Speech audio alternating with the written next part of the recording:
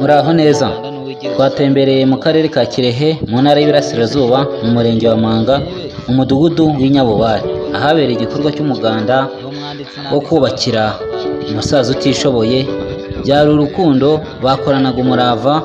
Ni ukuri rwose. Kora subscribe, comment, unakomeze wirebere byose kugereho.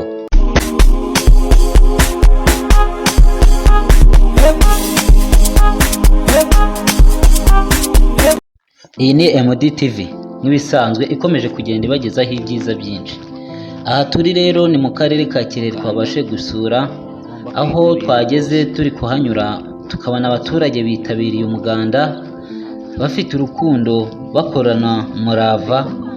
Twagerageje kubaza bamwe mu baturage batubwira yuko bari kubakira umusaza utishoboye, kandi uko babikoraga wabonaga ari urukundo, umurava, ubwo abantu bagendaga bikoreye amadafari, aho bemeye bakikora amadafari ku mutwe bayakura ahantu kure. Murahabona ahantu bari guturuka, ni ahantu mu kibaya, ahantu haherereye amashuri y'abanyeshuri. Twagerageje kumenya mu mashuri dusanga ni bayita EPI Agasasa Nyabubare, aho ni mu murenge wa Manga mu karere ka Kirehe. Abaturage rwose batuganirije batubwira yuko igikorwa cy'umuganda ari igikorwa gihuramo na buri muntu wese kandi bagikorana urukundo.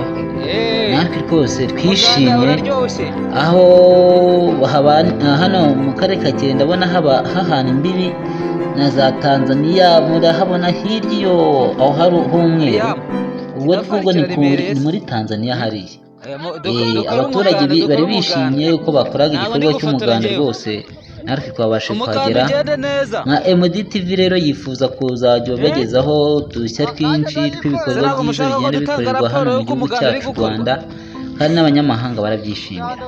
Hari benshi bigandisha ku muganda, kandi umuganda ari uw'igihugu, umuganda ari uwa buri muntu wese. Natwe niyo mpamvu twafashe inzira yo kuvuga ati turebe byibura uduce tumwe na tumwe tugiye duhishimiye gukora umuganda. Ese umuganda ni iki?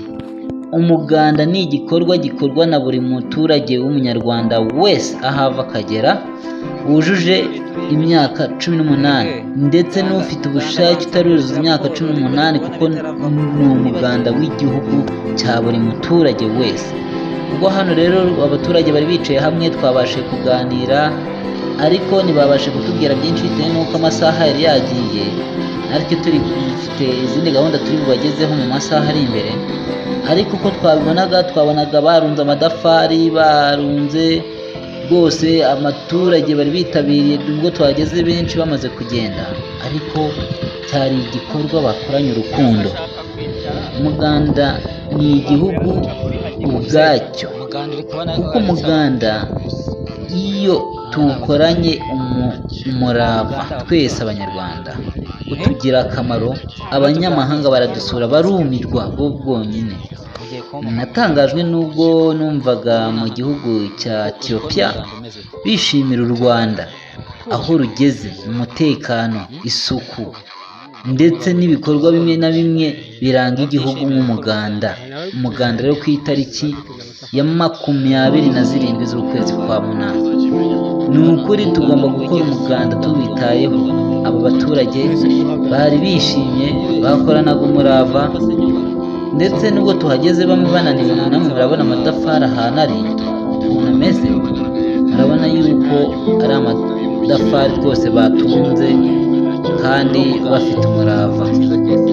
Batubwiye yuko bagerageza kwandika abaturage baba bitabiriye kugira ngo bazabashe kureba n'abandi babagana.